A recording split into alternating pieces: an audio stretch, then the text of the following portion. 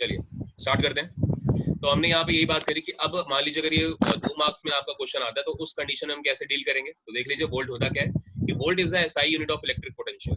आपको मैंने बताया है कि इलेक्ट्रिक पोटेंशियल क्या होता है, ठीक है। मैंने आपको पोटेंशियल डिफरेंस वगैरह सब कुछ अच्छे से समझाया कि अगर मेरी कोई वायर है और उस वायर में मेरे पास यहाँ पर कोई 2 पॉइंट्स हैं, फॉर एग्जांपल ये ए पॉइंट है, यहाँ पे बी पॉइंट है। तो अगर मेरे पॉइंट ए पे कोई चार्ज है तो इस पॉइंट ए से जब मैं चार्ज को बी पर पॉइंट बी पर ट्रांसफर करना चाहता हूँ या लेकर जाना चाहता हूँ इस चार्ज को, तो इस पूरे प्रोसेस के दौरान मैंने जितना वर्क यूज करा या जितना मैंने वर्क डन किया वही एक्चुअली में बेटा क्या होता है, मेरा पोटेंशियल डिफरेंस होता है, ठीक है।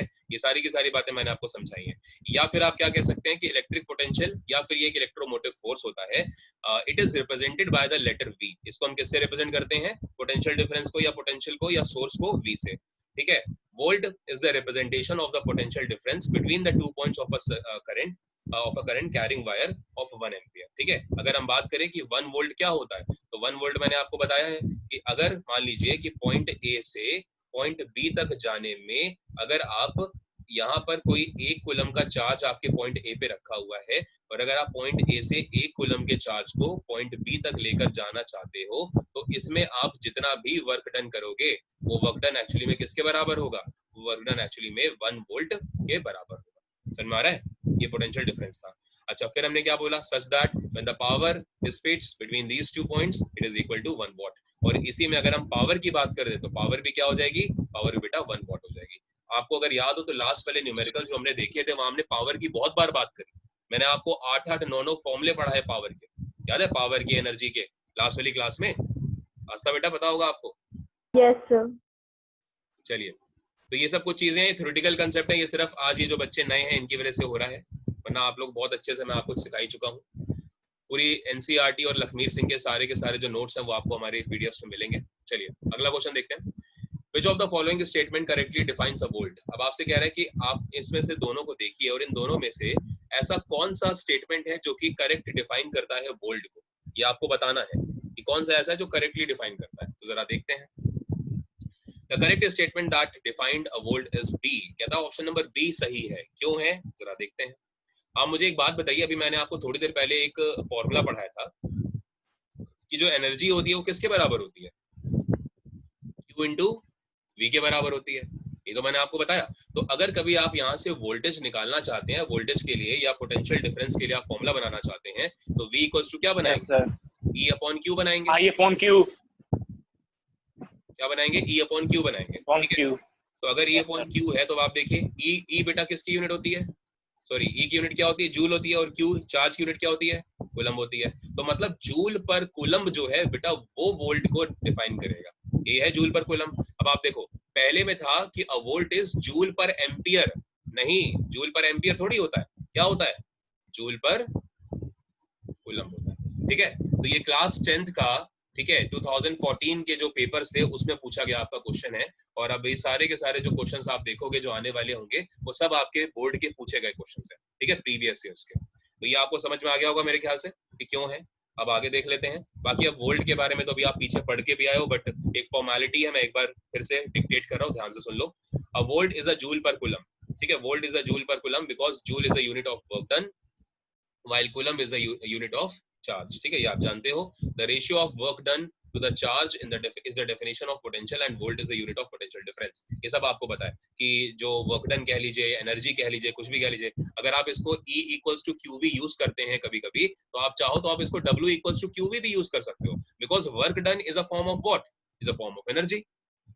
तो अगर कभी आपको एनर्जी नहीं लिखना तो आप वर्क डन यूज करो, कोई दिक्कत नहीं है। समझ में आ रहा है? चलिए, क्योंकि दोनों की यूनिट जूल होती है इसीलिए। So therefore it can be said that 1 joule per coulomb is equal to 1 potential difference which is equal to 1 volt. ऐसा क्यों हुआ, देखो एक बार बस मैं आपको ये छोटी सी चीज फटाफट समझा देता हूँ, क्योंकि आप जानते हो कि E इक्वल्स टू था, अभी हमने पढ़ा QV, या फिर अगर आप यहाँ से निकालना चाहें फॉर्मूला वोल्ट के लिए बनाना चाहें तो वो बनेगा क्या, वो बनेगा बेटा E अपॉन Q। और हम यहाँ से कह सकते हैं कि ये जूल है और ये क्या है बेटा, ये आपका कूलम है। तो अगर मुझे इस वोल्टेज को 1 वोल्ट करना है बेटा, क्या करना है मुझे, 1 वोल्ट करना है, तो इसके लिए मुझे क्या करना पड़ेगा, इसके लिए मुझे अगर मैं ये जूल को भी क्या कर दूं बेटा, 1 जूल कर दूं, और मैं इस कूलम को भी क्या कर दूं, 1 कूलम कर दूं, तो क्या हो रहा है, मैं यहाँ पे ये बोलूंगा कि अगर 1 कूलम और 1 जूल मेरा वर्क डन है तो ऐसे टाइम पे जो मुझे वोल्टेज मिलेगी या पोटेंशियल डिफरेंस मिलेगा वो भी मेरा कितना होगा, 1 वोल्ट होगा। समझ में आ रहा है आपको? बताइए। Yes sir. ये बस वही चीज है, अगर मुझे यहाँ 1 चाहिए तो मुझे यहाँ भी 1 बनाना पड़ेगा, और आप जूल में भी 1 जोड़ दो और यहाँ पे कूलम में भी, चार्ज में भी 1 जोड़ दो तो 1, यानी कि 1 कूलम का चार्ज अगर 1 जूल एनर्जी जो है वो ट्रांसफर कर रहा है, तो एक्चुअली में जो पोटेंशियल डिफरेंस होगा उस कंडक्टर में, उस पर्टिकुलर वायर में 2 पॉइंट्स के बीच में, तो वो 1 वोल्ट होगा। सिंपल सी बात है। बहुत ज्यादा बातें करी हैं यार आप सभी के साथ। इनिशियली पूरा 1-1 घंटा मैंने आपको बेसिक्स ही समझाया पूरा करंट का। चलिए, आपसे कह रहा है कि what do the letters P dot D stand for. ये P डॉट D जो है ये किसको बताता है, और फिर आपसे कहता है कि विच device is used for the measure of P dot D। ठीक है, आपके बोर्ड का पूछा गया क्वेश्चन NCERT से। तो ये P डॉट D किसको बताएगा? पोटेंशियल डिफरेंस को। तो बेटा ये P डॉट D जो है this is stands for potential difference. तो अगर ये पोटेंशियल डिफरेंस के लिए आता है तो मैंने आपको समझाया था कि पोटेंशियल डिफरेंस क्या होता है, एक बार फिर पढ़ लेते हैं। देखो, अगर मान लीजिए कि कोई वायर है, उस वायर के बीच में मैंने कोई 2 पॉइंट ले लिए, एक पॉइंट A है और एक पॉइंट B है बेटा। ऐसे टाइम पे मैं थोड़ी देर के लिए मान लेता हूं कि मेरे पास यहाँ पर कोई चार्ज है Q। मेरे पॉइंट A पे कोई चार्ज क्या है बेटा? Q है। तो अगर मैं अपने इस चार्ज को पॉइंट A से कहां पर ट्रांसफर करना चाहता हूं?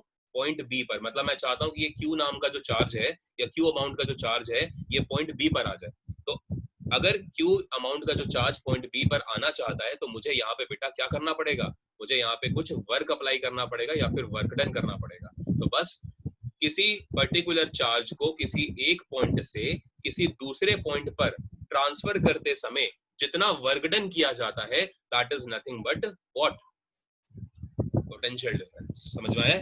एक बार पढ़ लेते हैं। So potential difference is defined as the difference between the energy carried कह लीजिए या फिर वर्क डन कह लीजिए, कोई दिक्कत नहीं है, by the 2 points in the circuit. 2 point जो आप सर्किट में देख रहे हो, जैसे पॉइंट A और पॉइंट B, तो इनके बीच में जो एनर्जी का क्या हो रहा है बेटा? ट्रांसफर हो रहा है ना। और एनर्जी का ट्रांसफर क्यों हो रहा है? क्योंकि वर्क डन यहाँ पर एनर्जी ही तो हुई, उसी को मैं एनर्जी बोल रहा हूँ। तो एनर्जी का ट्रांसफर हो रहा है, उसी को मैं बोल रहा हूँ। तो potential difference is also equal to the product of the amount of current and the resistance. अगर आप चाहते हैं कि आप पोटेंशियल डिफरेंस को और फॉर्मुलेट करना चाहें तो ओम्स लॉ मैंने आपको पढ़ाया बहुत अच्छे से। तो ओम्स लॉ क्या होता है? V equals to IR। तो यही जो पोटेंशियल जो डिफरेंस आप देख रहे हो ये क्या हो सकता है? ये करंट और रेजिस्टेंस का प्रोडक्ट भी हो सकता है। ये मैंने आपको बताई हुई बातें, जहां पर ओम्स लॉ क्या बताता है कि वोल्टेज इज या potential difference is directly proportional to the current applied. ठीक है, तो ये सब चीजें थी और formula use for calculating potential difference. हमने ओम्स लॉ पे बहुत सारे न्यूमेरिकल्स भी करे हैं, ठीक है, लास्ट क्लासेस में आपको पता है। चलिए आगे बढ़ते हैं। तो आप देख सकते हो यहाँ से V इक्वल्स टू IR ये फॉर्मूला होता है, जहाँ पे V जो है वो वोल्टेज कह लीजिए या पोटेंशियल डिफरेंस कह लीजिए। देखो, जब आप नॉर्मल बात करते हो, जैसे मान लीजिए कि ये मेरे पास एक सर्किट है, ठीक है, मान लीजिए यहाँ पे मैंने एक एम्पियर लगा रखा है, ठीक है, और यहाँ पर मैंने एक वोल्ट मीटर लगा रखा है, ठीक है। उसके बाद मान लीजिए मैं यहाँ पे कोई सोर्स के साथ कनेक्ट कर देता हूँ इसको, ठीक है, ये this is plus this is minus, ठीक है, करंट फ्लो कर रहा है। तो ऐसे में जब फ्लो कर रहा है तो ये जो आपको पूरा का पूरा सोर्स दिख रहा है, तो यहाँ पे अगर मैं 220 वोल्ट लिख दूं तो यहाँ पे आप ये सोर्स को वोल्टेज मान सकते हो एक तरह से।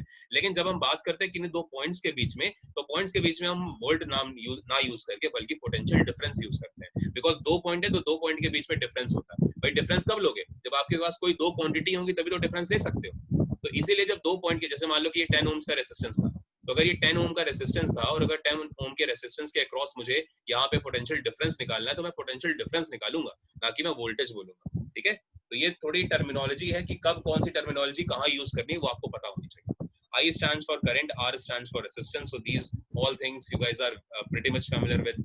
Voltmeter is used for measuring potential difference. आप जानते हो कि वोल्टमीटर एक ऐसी डिवाइस होती है जो कि किसको यूज करते हैं निकालने के लिए? Potential difference. याद है आप सभी को? और दूसरी बात मैंने आपको ये भी समझाया था कि बेटा जब भी एमीटर अगर हम सर्किट में जोड़ेंगे तो हमेशा कैसे जोड़ेंगे? सीरीज में जोड़ेंगे। लेकिन अगर कभी हम वोल्टमीटर लगाना चाहते हैं तो वोल्टमीटर हमेशा कैसे जोड़ेंगे?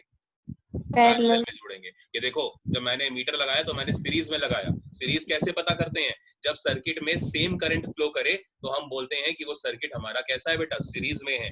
लेकिन वहीं पे एक बात ये देखो, अगर मान लीजिए मेरे पास कभी कुछ इस तरह का एक सर्किट आ गया, फॉर एग्जाम्पल लाइक दिस, ठीक है, इस तरह का कभी मैंने कोई सर्किट बना दिया है अगर, ठीक, और यहाँ पर आप देखो अगर, तो यहाँ पे ये पूरा मैंने जोड़ दिया है। फॉर एग्जाम्पल अगर यहाँ से करंट फ्लो कर रहा है तो ये देखो यहाँ पे जो करंट आया वो यहाँ आई है, अभी जो सोर्स से निकला वो करंट अभी आई था, लेकिन इस पॉइंट पे आते ही यहाँ I1 जाएगा, यहाँ I2 जाएगा, यहाँ I3 जाएगा। तो जब हमारे सर्किट में करंट क्या होने लगे, डिस्ट्रीब्यूट होने लगे, तो बेटा वो सर्किट हमारा पैरेलल सर्किट कहा जाता है। और ऐसे में अगर हमें कभी भी किसी रेजिस्टेंस के क्रॉस पोटेंशियल डिफरेंस को निकालना होता है, मान लीजिए कि मैंने यहाँ पे 5 ओम्स का ये रेजिस्टेंस लगा दिया है, और अगर मैं चाहता हूं कि मैं इस 5 ओम्स के रेजिस्टेंस के क्रॉस पोटेंशियल डिफरेंस निकालना चाहूं, तो मुझे क्या करना पड़ेगा, मुझे वोल्ट मीटर को बेटा पैरेलल में लगाना पड़ेगा इसी 5 ओम रेजिस्टेंस के क्रॉस। ठीक है। लेकिन अगर मैं करंट को मेजर करना चाहता हूं कि कितनी करंट निकली है सोर्स से, तो मुझे एमीटर कहीं पे भी सीरीज में लगा देना चाहिए, मुझे उससे कोई फर्क नहीं पड़ता, बिकॉज एमीटर जो होता है वो ओवरऑल फ्लक्चुएशन को क्या करता है, मेजर करता है। लेकिन जो पोटेंशियल डिफरेंस होता है या वोल्टेज होती है, अगर आप वो एग्जैक्ट जानना चाहते हैं तो बेहतर होगा कि उसी रेजिस्टेंस के अक्रॉस लगाइए। क्यों? क्योंकि V जो होती है जो वोल्टेज होती है या पोटेंशियल डिफरेंस होता है, वो डायरेक्टली प्रोपोर्शनल होता है करंट के, और आप जानते हो करंट का सबसे बड़ा दुश्मन कौन, रेजिस्टेंस। तो जब जब रेजिस्टेंस अलग अलग आते हैं, तो रेजिस्टेंस जो होते हैं वो करंट को कम करने का भी काम करते हैं। तो 5 ओम के रेजिस्टेंस में करंट कुछ और होगी, मान लीजिए यहाँ पे 3 ओम का रेजिस्टेंस है, यहाँ करंट कुछ और होगी, यहाँ मान लीजिए 10 ओम का रेजिस्टेंस है, यहाँ करंट कुछ और होगी। तो जब तीनों में करंट कुछ और आ रही है, तो ऐसे में अगर मुझे वोल्टेज निकालनी है, तो बेहतर है कि मैं ओवरऑल वोल्टेज अगर कैलकुलेट करूंगा तो वो मुझे आंसर सही नहीं मिलेगा, बिकॉज ओवरऑल मेरी करंट आई थी, लेकिन वो आगे जाके डिस्ट्रीब्यूट हो रही है। और रेजिस्टेंस का काम होता है कि वो क्या करे, वो एमीटर की वैल्यू को कम करे, यानी कि करंट को कम करे। ठीक है। और अगर वो करंट को कम करेगा तो बेटा वोल्टेज भी क्या करेगी, फ्लक्चुएट करेगी। तो बेहतर होगा कि हम पूरे में वोल्ट मीटर एक साथ ना लगा के हर एक रेजिस्टेंस जो कि करंट को कम करने का काम कर रहा है, उसके अक्रॉस अगर हम वोल्ट मीटर को लगाते हैं, तो हमें एग्जैक्ट वैल्यू वोल्टेज की मिल पाती है। क्लियर है? Yes, sir. Yes, sir. Okay. Yes, sir. An instrument that is used for measuring the voltage in volts is known as voltmeter.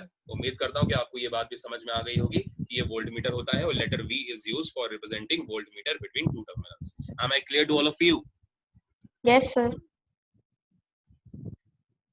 बाकी बच्चे भी बताएं। Yes, नए बच्चे sir. हैं आज फर्स्ट Yes, बार sir. क्लास में है।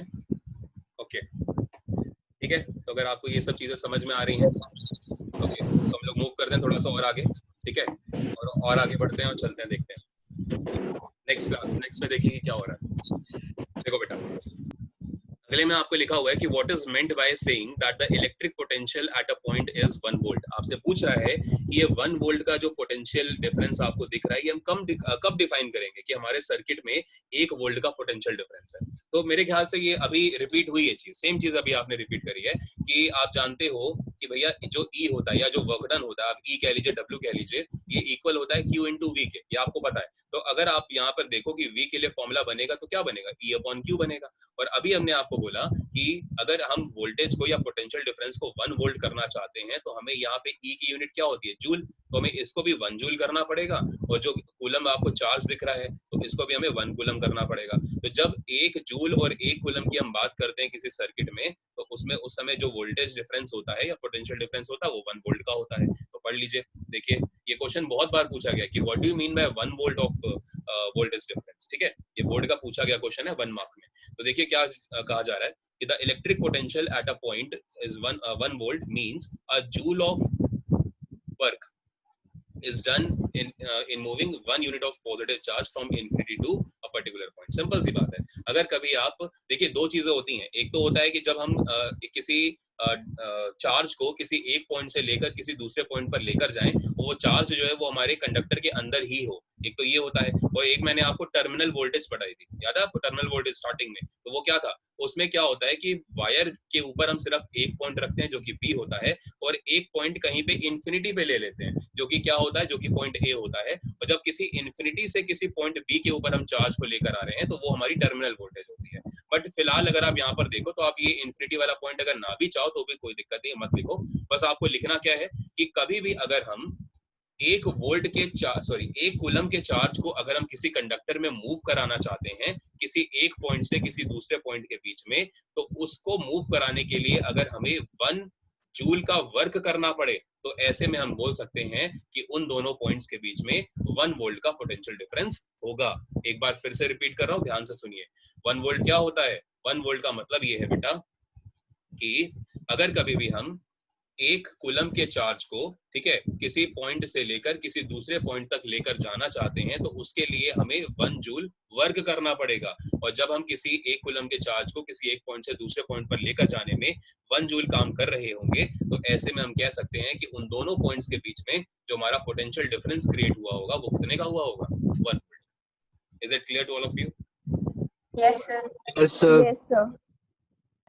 चलिए, अब आपके सामने कुछ और चीजें आ रही हैं, तो मेरे ख्याल जो अभी हमने बातें करी है 1 वोल्ट के ऊपर, उसी से रिलेटेड जितने सारे क्वेश्चंस बोर्ड में पूछे गए हैं, ये आप देखो, ये सारे के सारे क्वेश्चंस बोर्ड ने घुमा घुमा के पूछे हैं। तो मैं ये बस ईयर मैंने मेंशन नहीं कर रखे, बाकी पूरे के पूरे क्वेश्चन आपको बोर्ड के मिल जाएंगे, ठीक है। तो आपके कहीं ना कहीं प्रीवियस ईयर्स जो आप लगाओगे पेपर आपके एग्जाम्स के टाइम पे, तो वो अभी हो रहे हैं, ताकि मैं आपको इसलिए कंफर्टेबल कर रहा हूँ इस टाइम पे कि जब आपका एग्जाम हो तो सिर्फ आप रिवीजन करें। उस टाइम पे आपके लिए ये ना हो कि आप पेपर्स जब लगा रहे हो तो पेपर्स में आपको नए नए क्वेश्चंस मिल रहे हैं, तो ऐसा नहीं होगा ऑफ कोर्स, बिकॉज यार ऑब्वियस ही बात है यार, 480 स्लाइड्स अगर आपको इलेक्ट्रिसिटी में मिल रही हैं, खुद सोचो आप, तो यार कुछ बाहर जाएगा क्वेश्चन इससे?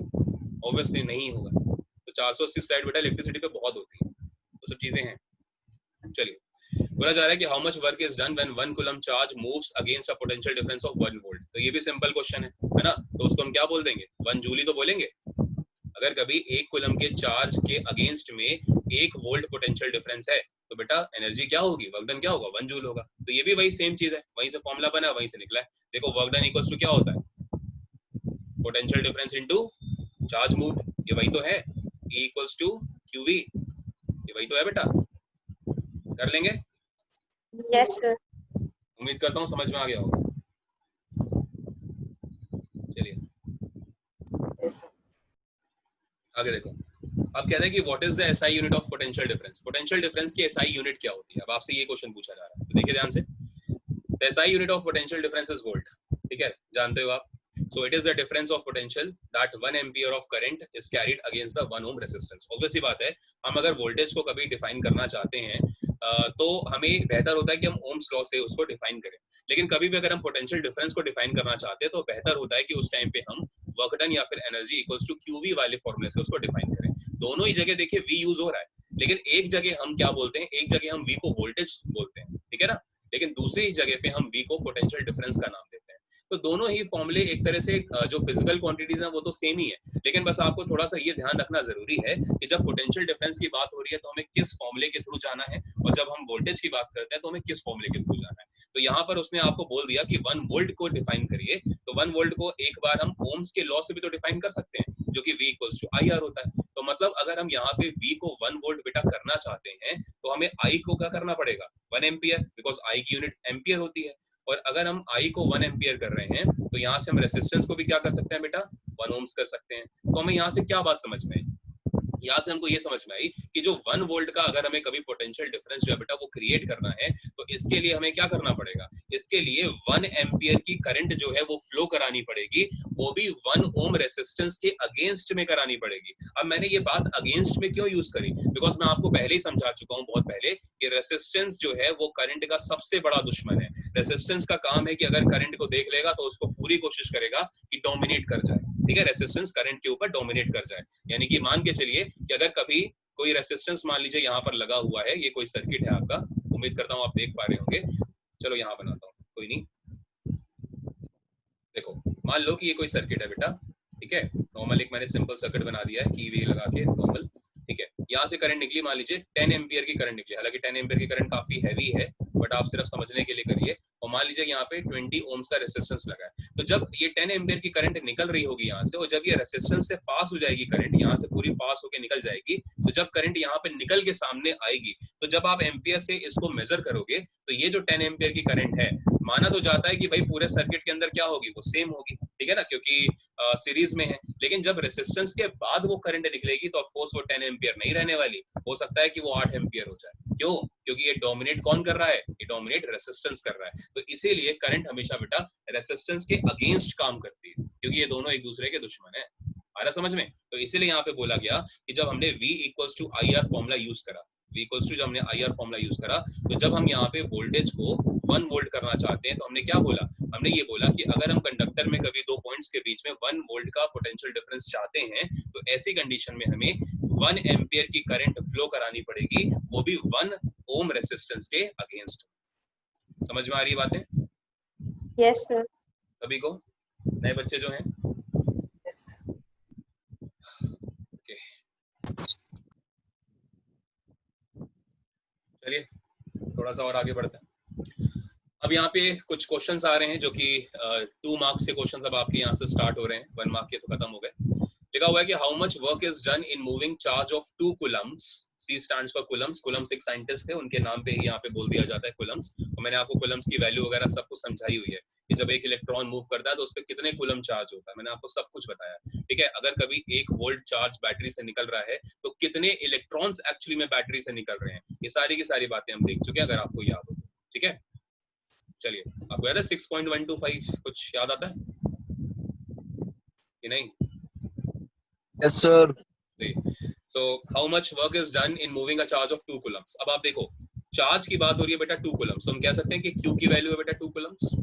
ऑफ कोर्स चार्ज है तो चार्ज Q होता है across 2 points having a potential difference of 12 volts। अब आप देखो जब हम ये वाले फॉर्मूले की बात करते हैं तो वहां पे वोल्टेज नहीं, वहां पे हम पोटेंशियल डिफरेंस की बात करते हैं। तो यहाँ पर ये जो आप देख रहे हो ये V है बेटा, V की वैल्यू कितनी आ गई आपके पास? 12 वोल्ट आ गई। और आपसे कहता है कि क्या निकालिए,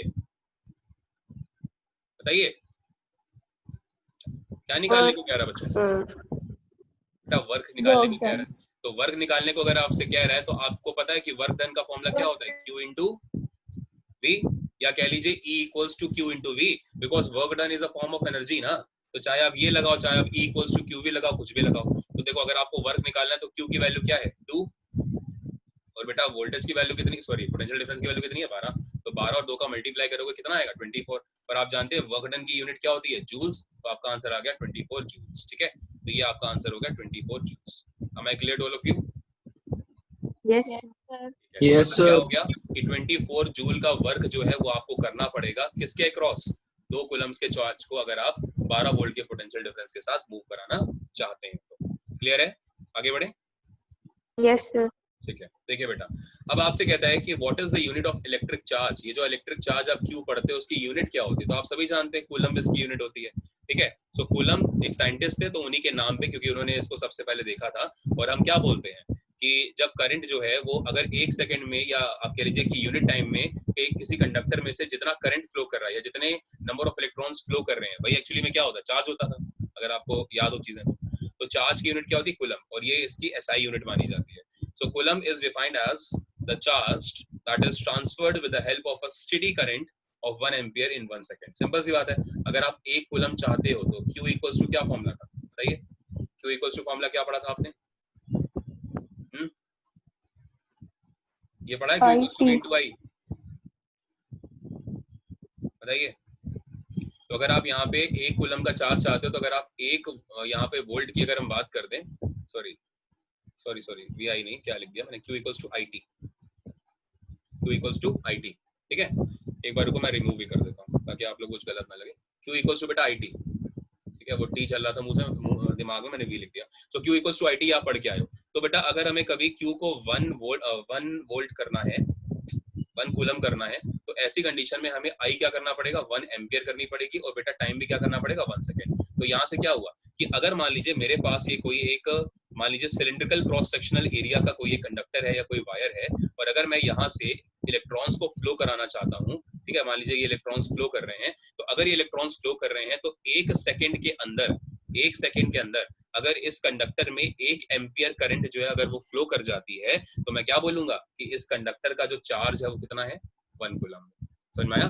तो 1 एम्पियर और 1 सेकेंड में, इसलिए 1 कूलम का चार्ज हो गया। सारी की सारी ये जो डेफिनेशंस होती है ना, अगर आप देखो ध्यान से तो ये इनके फॉर्मूले से ही बिल्ड हो जाती है। ठीक है, तो इसमें आपको कुछ खास मेहनत करने की जरूरत नहीं है। तो उम्मीद करता हूँ समझ आया होगा। So coulomb is defined as the charge that is transferred with the help of a steady current. ये स्टेडी करंट भी कितने की होगी बेटा? 1 एम्पियर। स्टेडी का मतलब बोलते हैं कि एक सिंपल करंट फ्लो कर रही है बिना फ्लक्चुएशन के, उसको हम स्टेडी करंट बोलते हैं। हालांकि प्रैक्टिकली ये इम्पॉसिबल होता है कि हमारे जो कंडक्टिंग वायर्स होते हैं उसमें करंट जो है वो एक ही सेम करंट फ्लो कर जाए, ऐसा नहीं होता, बिकॉज मटेरियल के ऊपर, ठीक है, चार्ज के ऊपर, रेसिस्टेंस के ऊपर बहुत सारी चीजें हैं जिसके ऊपर करंट वेरी कर जाती है।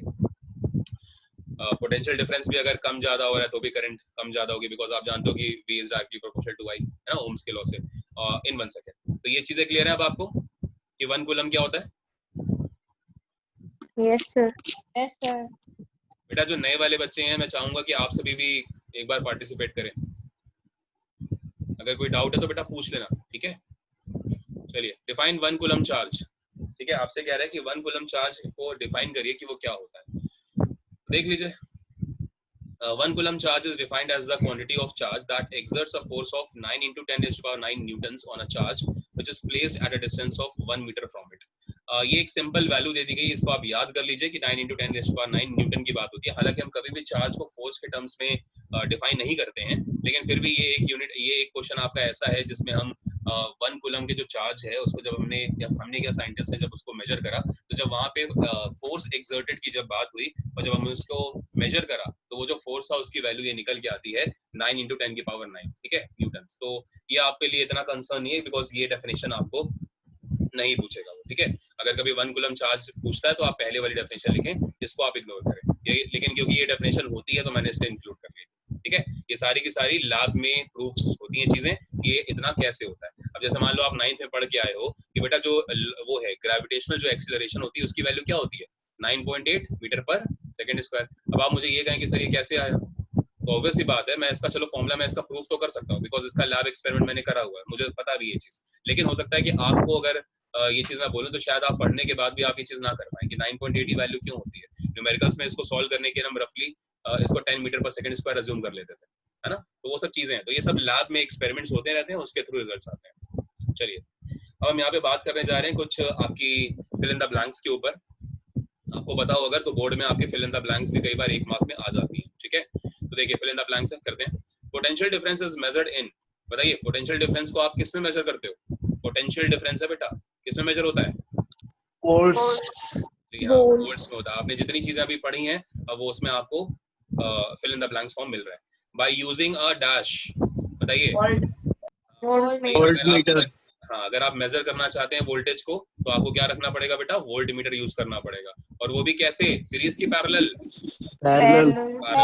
ठीक है जी हाँ। वोल्ट मीटर को हमेशा पैरेलल में लगाते हैं। याद है अभी मैंने जब आपको बताया था कि इसके अक्रॉस मुझे अगर निकालना है, मान लीजिए 10 ओम्स के अक्रॉस वोल्टेज निकालनी है तो मैं यहाँ पे वोल्ट मीटर ऐसे लगाऊंगा, तो ये पैरेलल अरेंजमेंट होता है। लेकिन अगर मुझे मीटर लगाना है तो मैं ऐसे कहीं पे भी लगा दूंगा, ठीक है, सीरीज में। कॉपर इज अ गुड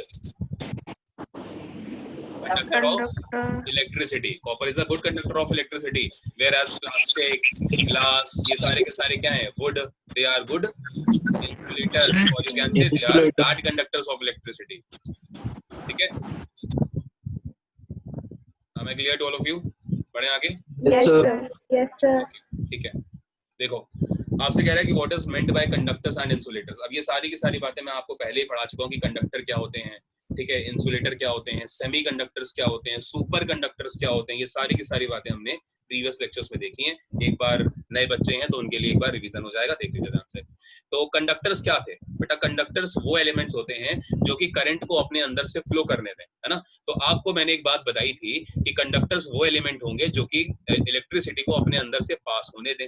अब अगर इलेक्ट्रिसिटी पास अंदर से हो रही है तो ऑब्वियस सी बात है, अगर करंट को पास होना है तो करंट चाहेगी मुझे कहीं पे भी रेजिस्टेंस ना मिले पूरे पाथ के अंदर, पूरे कंडक्टर के अंदर। तो बेटा कंडक्टर्स कौन से मटेरियल होते हैं? ऐसे मटेरियल्स जिनमें करंट जो है वो बहुत ही सिंपलिसिटी के साथ फ्लो कर जाए, या फिर रेजिस्टेंस कम से कम हो, क्योंकि जितना रेजिस्टेंस बेटा कम से कम होगा वो उतना ही जो कंडक्टर है वो उतनी ज्यादा से ज्यादा इलेक्ट्रिसिटी कैरी कर पाएगा। तो समझ में आ रहा है आपको ये बात कि जो कंडक्टर्स होते हैं उनका रेजिस्टेंस कम क्यों होता है? क्योंकि इलेक्ट्रिसिटी ज्यादा फ्लो कराएंगे। क्लियर है? Yes, sir. इंसुलेटर्स क्या होते हैं? आप देखो वहीं पे हम इंसुलेटर की बात करते हैं। इंसुलेटर में क्या होता है कि बेटा रेजिस्टेंस बहुत हाई होता है, रेजिस्टेंस इतना हाई होता है कि करंट फ्लो ही नहीं कर पाती उसमें, तो करंट कम हो गई। तो इंसुलेटर्स का मतलब क्या हो गया? करंट फ्लो नहीं कर पा रही है। ऐसे कंडक्टर जिनमें करंट ना फ्लो कर पाए, जैसे ग्लास है, जैसे प्लास्टिक है, जैसे फाइबर है ना, जैसे वुडन ब्लॉक हो गया।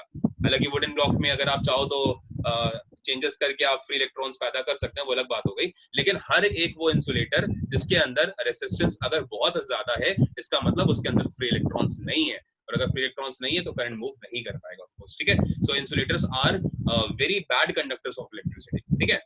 वहीं पे एक आता है उसको हम बोलते हैं सेमी कंडक्टर्स, ठीक है, सेमीकंडक्टर्स भी आपने नाम सुना है, मैंने आपको पढ़ाया है। सेमीकंडक्टर्स क्या होते हैं, आपको खुद नाम से पता लग रहा है कि सेमी, तो जो कंडक्टर और इंसुलेटर के बीच में लाई करें, they are nothing but are known as semiconductors. तो सेमीकंडक्टर्स का मतलब जिनमें करंट फ्लो तो कर पा रहा है, लेकिन करंट के लिए मुश्किलात भी बहुत है, यानी कि करंट को सामने कई सारे रेसिस्टेंस भी ऑफर हो सकता है, मतलब उसको ऑब्स्टेकल्स या फिर वो हिंड्रेंसेस सारे के सारे मिलेंगे पूरे फ्लो के दौरान, जो कि करंट कहीं ना कहीं बियर करता हुआ जाएगा। और सेमीकंडक्टर्स में जो करंट होती है वो भी कंपैरेटिवली फ्लो के साथ साथ कम होती रहती है, बिकॉज उसको बहुत सारे ऑब्स्टेकल्स रेसिस्टेंस की फॉर्म में मिलते हैं। एग्जांपल्स मैंने आपको समझाया सेमीकंडक्टर्स के, लाइक जर्मेनियम है, लाइक सिलिकॉन है ना, ये जो चिप्स वगैरह बनती है आपके मोबाइल के सिम वगैरह आपने देखे होंगे, या जो चिप्स वगैरह इलेक्ट्रॉनिक चिप्स बनती हैं वो सब आपके सेमीकंडक्टर से बनती हैं, जो कि सिलिकॉन या जर्मेनियम की होती हैं, ठीक है।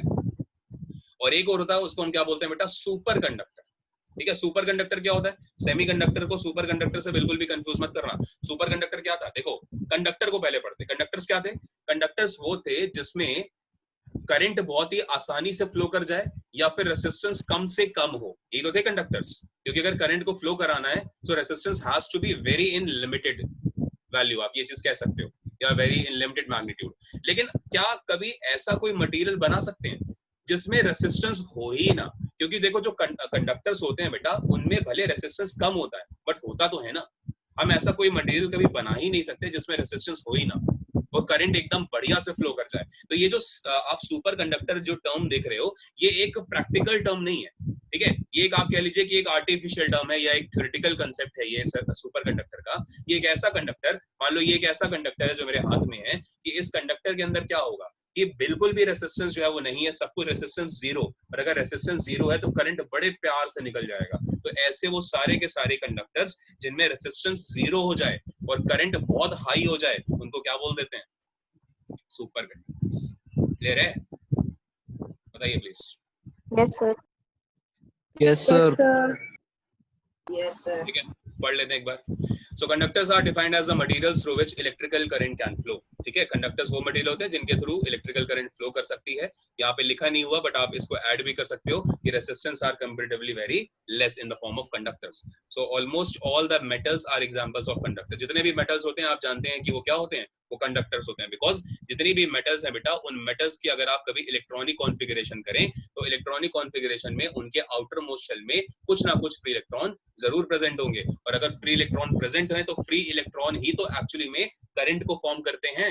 बताइए, जो इलेक्ट्रॉन पहले से ही अगर अपने ऑर्बिट को कंप्लीट कर चुके हैं तो उनमें तो मूवमेंट होगा ही नहीं, ठीक है। लेकिन जो फ्री इलेक्ट्रॉन, क्योंकि उनमें मूवमेंट क्यों नहीं होगा, बिकॉज वो बंधे हुए हैं, वो बॉन्ड एनर्जी से बंधे हुए हैं अपनी। लेकिन जो फ्री इलेक्ट्रॉन है उनको फ्री इसीलिए बोल रहे हैं बेटा, क्योंकि वो क्या करेंगे, वो पूरे के पूरे अपने ऑक्टेट में घूमने के लिए क्या है, फ्री है, इसीलिए। अब जैसे मैं आपको एग्जांपल दूं, देखिए अगर मैं सोडियम की बात करूं बेटा, तो सोडियम का इलेक्ट्रॉनिक कॉन्फ़िगरेशन अगर आप करोगे तो क्या होता है, 2,8,1 होता है, बिकॉज सोडियम का एटॉमिक नंबर 11 होता है। तो देखो ये ऑक्टेट कंप्लीट है, ये ऑक्टेट कंप्लीट है, तो ये दोनों इलेक्ट्रॉन्स तो मूव नहीं करेंगे बिकॉज ये कहीं ना कहीं अपनी बॉन्ड एनर्जी से बंधे हुए हैं। लेकिन जब मैं बात करूंगा ये आउटर मोस्ट शेल की, जिसमें एक इलेक्ट्रॉन है, तो ये एक इलेक्ट्रॉन फ्री है, तो जब ये एक इलेक्ट्रॉन मूव करेगा तो इसीलिए सोडियम के अंदर क्या है, सोडियम के अंदर इलेक्ट्रिसिटी फ्लो कर सकती है, बिकॉज इसके अंदर एक इलेक्ट्रॉन है।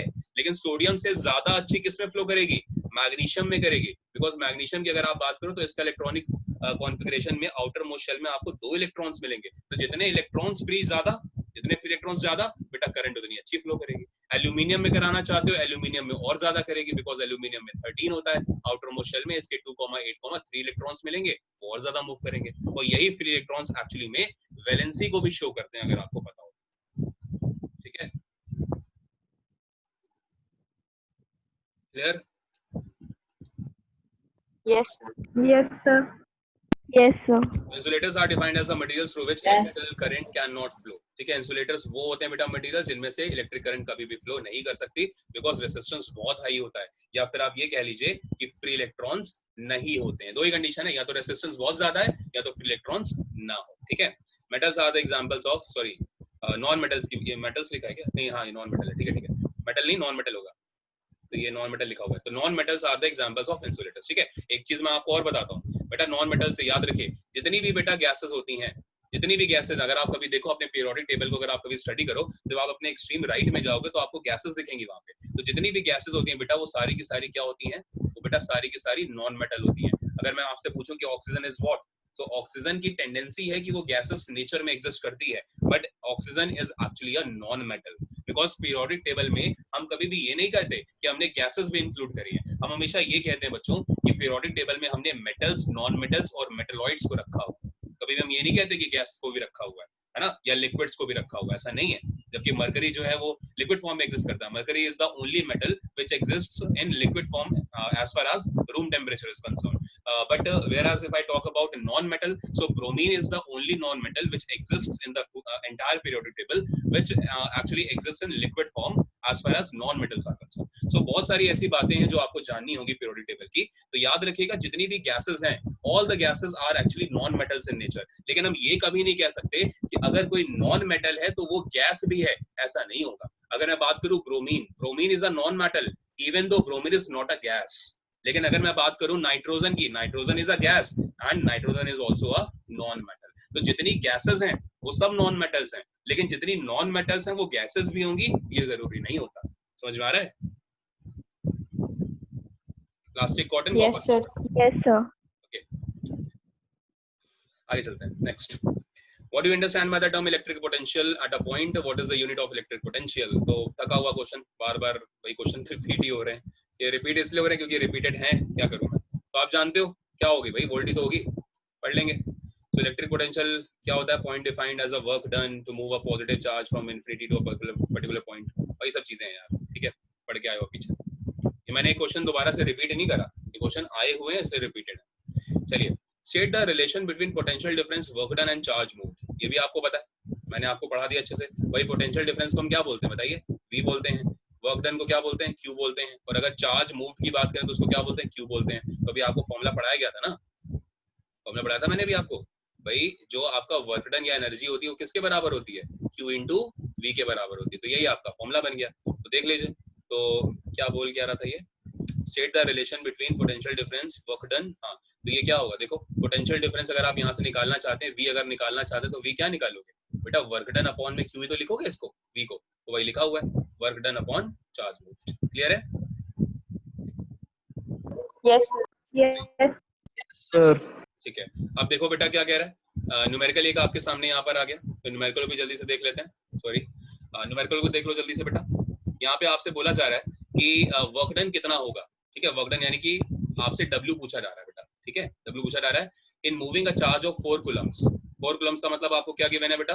Q गिवन है, तो Q की वैल्यू हो गई 4 कूलम्स। कहता है कि from a point of 220 volts to another point of 230 volts, यानी कि आपको यहाँ पे जो पोटेंशियल डिफरेंस दिया है वो आपको निकालना है। अब आप देखो बेटा, जब हमको नॉर्मल सिर्फ ये कह दे कि 220 वोल्ट का नॉर्मल सोर्स है और आप बताइए कि उस टाइम पे कितना वर्क डन होना है, तो क्योंकि मेरे पास कोई चार्ज है ही नहीं दूसरा, है ना, सॉरी, कोई दूसरा पोटेंशियल डिफरेंस होता नहीं है, तो मैं वहां पे डिफरेंस क्या निकालूंगा। लेकिन जब मुझे यहाँ पर 2 पॉइंट की वोल्टेज दे देगा, जैसे एक पॉइंट ए पे वोल्टेज उसने मुझे 220 दे दी और एक पॉइंट पे उसने मुझे वोल्टेज 230 दे दी, तो ऐसे टाइम पे मैं डिफरेंस निकाल सकता हूँ ना पोटेंशियल का, क्योंकि मेरे इस फॉर्मूले में W इक्वल्स टू QV में आप प्लीज ध्यान रखिए कि ये जो V है ये वोल्टेज नहीं है बेटा, ये V जो है ये पोटेंशियल डिफरेंस है अक्रॉस द 2 पॉइंट्स। तो जब आपको 220 वोल्ट और 230 वोल्ट आपको पोटेंशियल्स गिवन है, तो डिफरेंस कितने का होगा बताइए? डेल्टा V का फॉर्मूला क्या होगा एक्चुअली में?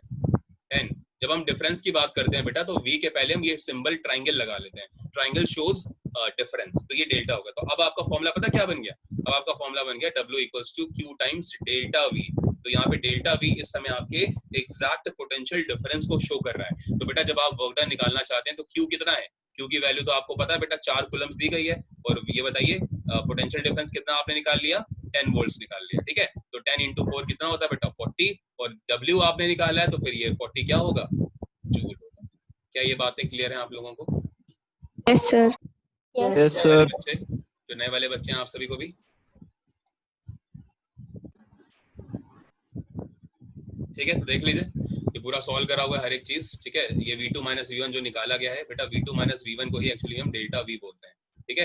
ये जो हायर पोटेंशियल है किसी पॉइंट के क्रॉस और जो लोअर पोटेंशियल है किसी पॉइंट के क्रॉस, उन दोनों को माइनस कर दीजिए, और माइनस करने के बाद अपना आंसर निकाल लेंगे। वही बेटा ये 10 वोल्ट आप जो देख रहे हो ये आपका पोटेंशियल डिफरेंस है, मल्टीप्लाई करा दिया आपने, 40 जूल आपका आंसर है। क्लियर है? Yes, sir. एक लास्ट क्वेश्चन और देख लेते हैं बेटा। लिखा हुआ है कि name a device that helps to measure the potential difference across a conductor. तो पोटेंशियल डिफरेंस को कौन मेजर करता है?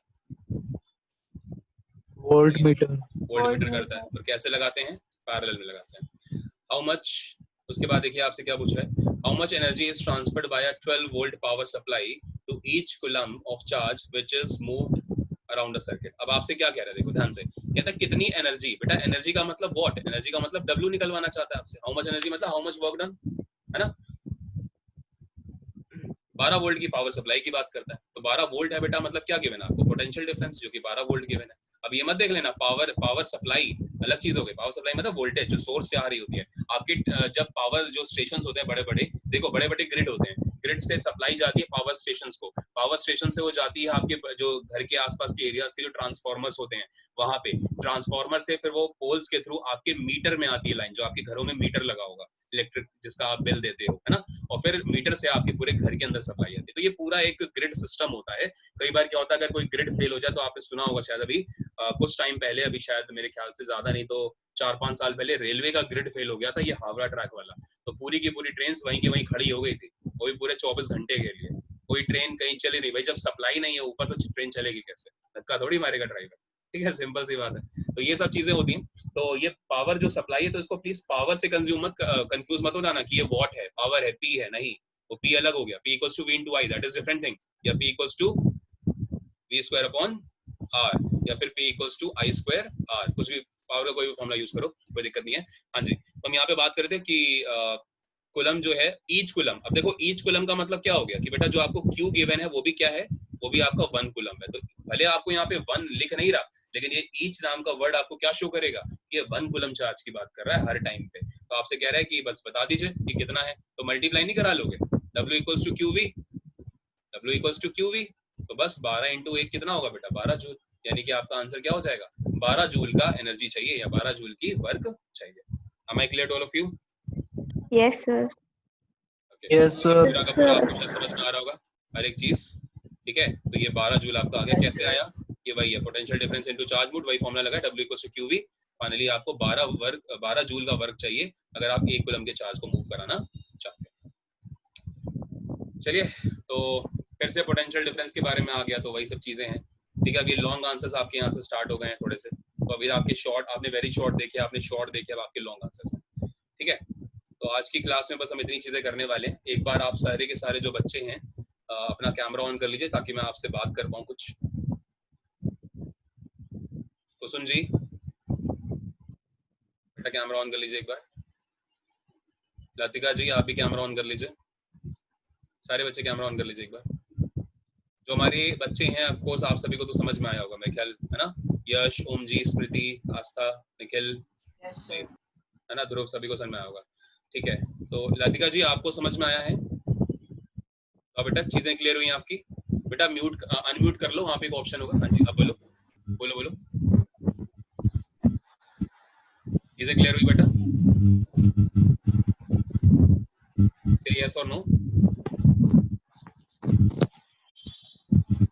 आवाज नहीं आ रही क्या मेरी आपको? कुसुम आप बताओ बेटा। यस सर, क्लियर हो गया। क्लियर हो गया, ठीक है। बाकी लेक्चर्स यूट्यूब पे पढ़े आप लोग, देख लीजिएगा। कुसुम जी आप बताइए। यस सर, क्लियर हो गया। क्लियर है ना? कुछ ऐसा नहीं लगा ना कि शायद पहली क्लास मतलब काफी बोरिंग चली गई या फिर बहुत डिटेल में पढ़ा दिया? हालांकि जो डिटेलिंग की वो मैंने रोक दी थी, बिकॉज न्यूमेरिकल्स शायद दिक्कत होती है अभी, तो उससे मैंने रोक दिए थे वहाँ पे, ठीक है। चलिए ओके। हिमानी बेटा कैमरा एक बार ऑन कर लीजिए। मानी आई गेस बाकी सभी को समझ में आया ही है, तो ठीक है, अच्छी बात है। हिमानी बेटा आपको समझ में आया? Yes sir. ओके, कुछ डाउट्स हैं? No sir. आप मैम के थ्रू हो ना, मैम कोमल मैम के थ्रू, या आप आपने कैसे ज्वाइन किया, किसके थ्रू आए हो आप? सुनील सर या मेरे फ्रेंड ने बताया था मुझे। अच्छा, आपके फ्रेंड ने बताया था, ठीक है, कोई बात नहीं, ओके। तो उम्मीद करता हूँ कि आप सभी को अच्छा लगा होगा। ठीक है सेशन आज का। ये बेटा सेशन जो है आपने जो भी आज पढ़ा है, ये अभी जस्ट कुछ टाइम के बाद रात तक ये लाइव हो जाएगा यूट्यूब के ऊपर। इसका मैं प्रीमियर लगा दूंगा, ठीक है, और यही पूरा का पूरा लेक्चर आप वहां पर देख सकते हैं। इवन आप सभी की जो इंटरेक्शंस होती हैं, जो आप सब बोलते हो, वो भी लेक्चर में ऑफ कोर्स होती हैं, ठीक है। तो आप बेहतर जानते हैं, सेम का सेम लेक्चर पूरा का पूरा ऐसे का ऐसे यूट्यूब पे जाएगा, ठीक है। चैनल का नाम क्या है मैं एक बार फिर से लिख दे रहा हूँ, यूट्यूब पे सर्च करिएगा डाइस इंस्टीट्यूट, ठीक है, या फिर अगर मेरे नाम से भी सर्च करेंगे, मेरा नाम डाल दीजिएगा, my name is Ketan, KETAN। अगर आपने मेरा नाम भी डाल दिया केतन, तो ऑफ कोर्स मेरी बहुत सारी वीडियोस आपके सामने आ जाएंगी, तो आपको चैनल मिल जाएगा, ठीक है। डाइस इंस्टीट्यूट या फिर मेरा नाम डालेंगे केतन सर, तो आ जाएगा, ठीक है। सो उम्मीद करता हूँ hope you all enjoyed this lecture very much. तो धीरे धीरे और आगे बढ़ेंगे और बाकी जो चीजें हैं उनको जानेंगे और अच्छे से करेंगे और अच्छे से अपना स्कोर करेंगे, ठीक है। Thank you, good luck. चलो मिलेंगे परसों वाली क्लास में।